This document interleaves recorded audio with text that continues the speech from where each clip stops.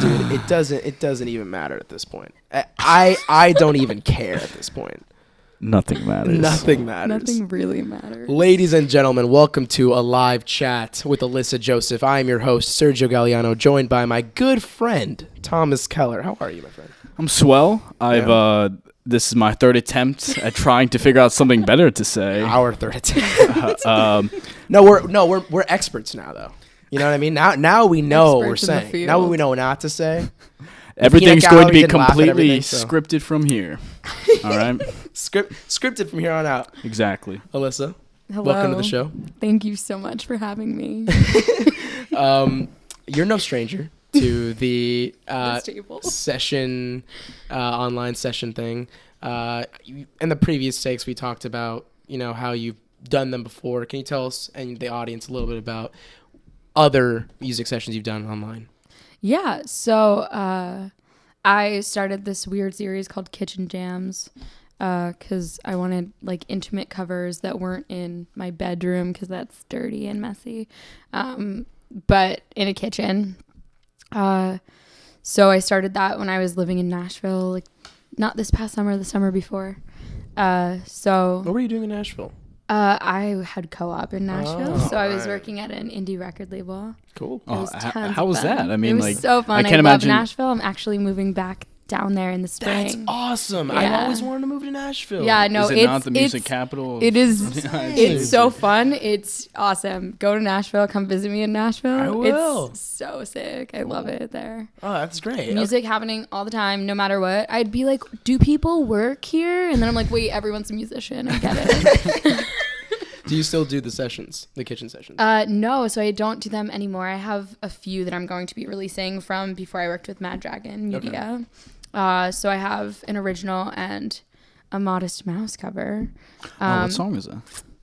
Float is it On. Planet? Oh, okay. No, I'm so sorry. I thought that was fun. I honestly don't understand who would ever cover. Who would ever cover Third Planet, especially on this show? Is a Henry Tyler reference. Yeah, I got the little reference. Anyway, why don't you tell us about what you've been listening to lately? What are your influences? So recently I've been listening to Margaret Glaspie, who's an awesome singer-songwriter who plays electric and then on tour has a bass and a drummer with her, which is really cool. She rocks out. And she has a super unique voice. And then I've been listening to a lot of Julian Baker and Elle King and People. Well, I mean, so have you been? So do you actually directly pull from these artists in terms of your own songwriting? I mean, not really. Well, I guess in the previous takes. I like that phrase she has there, so I'm gonna take it. No. Oh no, more joking, so, I'm joking. Straight plagiarism. I'm just taking that melody. You had mentioned that you've been going through this whole shift in terms of the music you've been playing from acoustic to more electric, as we just saw from the set. So and you're really focusing on the atmosphere of that. The reverb, just totally. Your solo voice and the guitar, and that is as stripped down as it can be, and it really creates something haunting, I guess. Yeah, definitely. I am looking and hoping to create that space where I can be vulnerable, because a lot of my songs are very vulnerable and very honest and just frank, which is kind of how I am as a person. But my songs are like a window into that. So being able to have the electric, which just gives me that space to really say it what I'm saying. Yeah. I am trying to resonate with people. So I guess on that topic of songwriting, what you've been pulling from personal experiences. You said you are Definitely, completely vulnerable in this stage, and so how do you think your songwriting has progressed from 13 years old to 22 now? Yeah, so definitely 16-year-old Alyssa was writing a lot about high school boys and love and class. Everything. And lockers. Homecoming. How many songs about lockers do you have, Alyssa? So many. None at all, actually. I actually wrote a few songs about Serge getting put into lockers. God, this guy. We can probably fit 3 Serges in Who one invited locker. you onto the show? You did. No, but now it's a lot more about what I'm experiencing and going through. So the whole like, you graduated college, here's your degree and an existential crisis, here you go. And I'm like, what? So is that what your new EP's about? Or new album? Can you tell us about that? Yeah, so I'm doing an EP, and I had like 6 songs recorded that I thought was going to be on it until I was like, wait, I need to be electric. Mm-hmm. And that was like an epiphany moment for me, which was a lot of fun and cool. But now I'm like, wait, those songs that I recorded probably aren't going to be on the EP. So probably like 2 of them. The second song that I played today, that's called What to Do, that'll be on the EP. So that's exciting. But yeah, it's a lot more, electric based, and being able to like allow myself to write with the electric and kind of, experience that transition, but also the transition of me like being in school for my entire life and now being like, wait a second, like no one's telling me what to do. And that's amazing, but also like terrifying. Totally terrifying. So it's like I call the shots and it's my life, and yeah, that can be super like liberating and awesome, but like, I had that like whoa moment where I was like, how do I live? Well, so what, you had graduated back in this past spring. Yeah. So you had devoted the entire summer to pursuing your music endeavors then, huh? Yeah. Actually, it's amazing because I totally did not focus on music at all this summer, which was great. I like needed to give myself that space, which was super exciting. So like coming back into the fall, I was like, now I can do this. Like I kind of needed to take care of myself, and like moved back home with my parents in Jersey and just get back to my roots. Well, you had brought up that it's a far more relaxing process now. Yeah. So with the album, I had so many deadlines and a lot of pressure, which is important.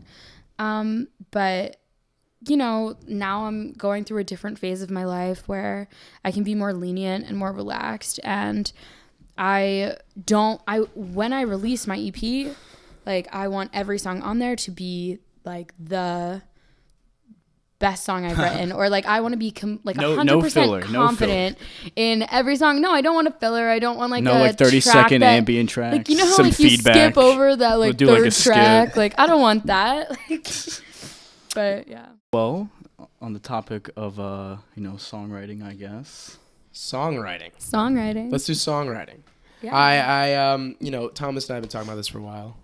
We believe it or not, we plan out our topics, ladies and gentlemen, as well as we possibly can. 3 minutes and we before rehearse we them. sit down. And we rehearse them.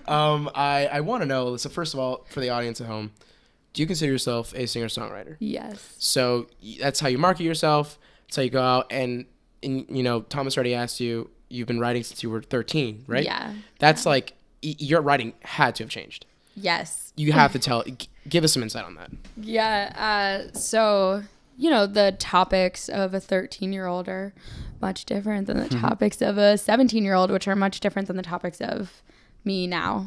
So,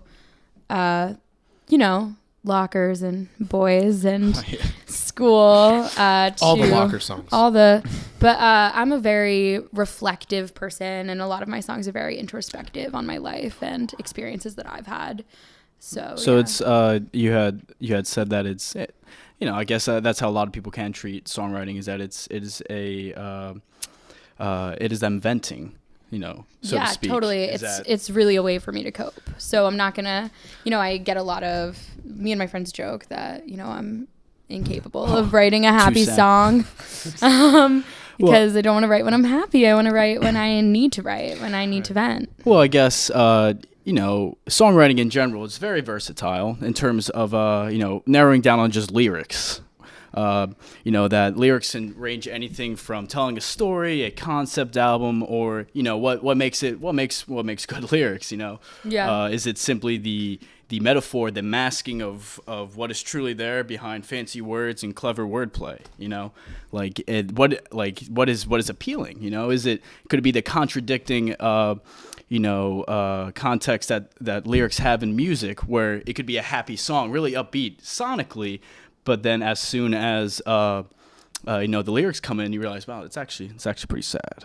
It's a very sad song. Yeah, that's kind of sad. I think there's something to be said for like both of those things. So I know for me, when I listen to a song a couple times and then experience something and then listen to it for the 50th time, I'm like, shit, like that's what that's about. And I connect that, and that's really cool. But then there are those songs, like I feel like the Lumineers do it so great, where their lyrics are just so frank and they're so simple, and it's like it's just a great, like, yes, like that's a concept that I wasn't able to articulate before, and I feel like that's just so beautifully like put simply. I think also, and personally, I think there's some sort of disconnect between a songwriter and I guess like a concept album or songs that tell stories rather, because they could take the route of a total fantastical or even referencing classic stories from the past into their songwriting. So I feel like there's a disconnect in between, like,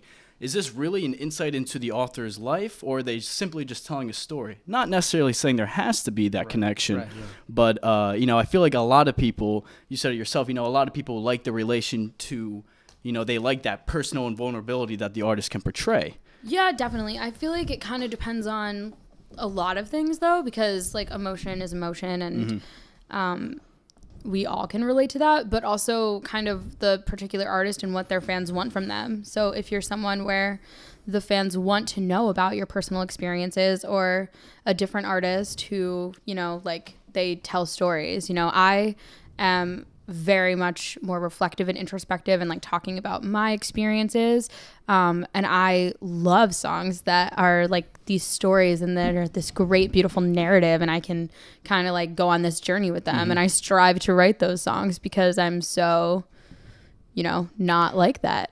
and you're writing it out of your own personal experience though. Definitely, yeah. Okay, Alyssa, why don't you tell us what you brought to the table today for your topic? My cup. Yeah. Your cup? That's what you...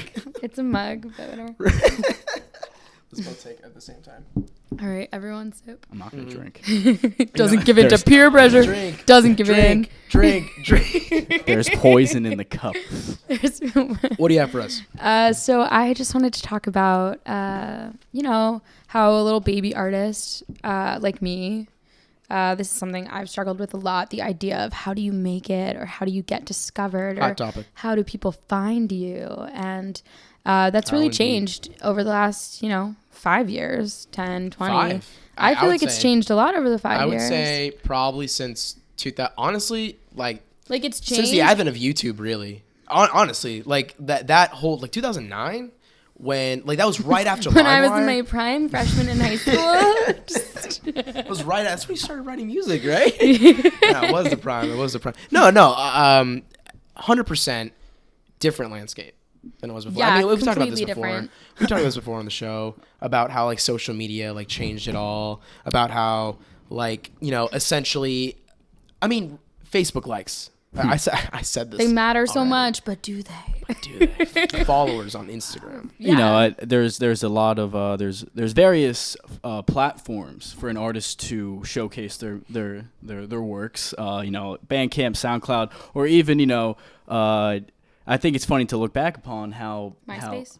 That is literally what I was going to bring up. Is that MySpace had retrofit themselves into all right, let's stop kind of promoting scene core and stuff like that, profiles, and then kind of completely gear ourselves towards music artists, which it's hit or miss. But a couple months ago, they sent me an email and they were like, MySpace? they were like, your password needs to be changed. It's all of our passwords have been hacked. And I was like, this is just a ploy for them to get people to sign into their accounts right now. This is not real. I'm not trying to get a quota. But I think personally out of all the platforms is Bandcamp, I think totally nails it because they totally give. I feel like the whole pay what you want is just awesome. It gives the artist complete creative control over they can gear their website towards any sort of graphic style, whatever. It has basically become a Facebook just for the bands, and they can share. It's MySpace done specific. It has it has a live feed of what the artists, the fans are saying the ones who had bought the album, you know, they get to comment on that. So you actually have like a community insight on like other people who feel the same way about the album. You know, I totally think it's awesome, as well as a way of discovering music too, because I'm totally plugging right now, by the way. Do it. Bandcamp Weekly is amazing. Seriously. Andrew Gervais, like that guy, that music. He's a role model. He's my role model. I'm serious. I'm not even. It's just really cool to have someone out there, you know, hosting a program like that and really giving. You know, I would talk to artists on Twitter or something like that, and they'd be like, "How the hell did you find my music?" And I was like, "And those Bandcamp Weekly."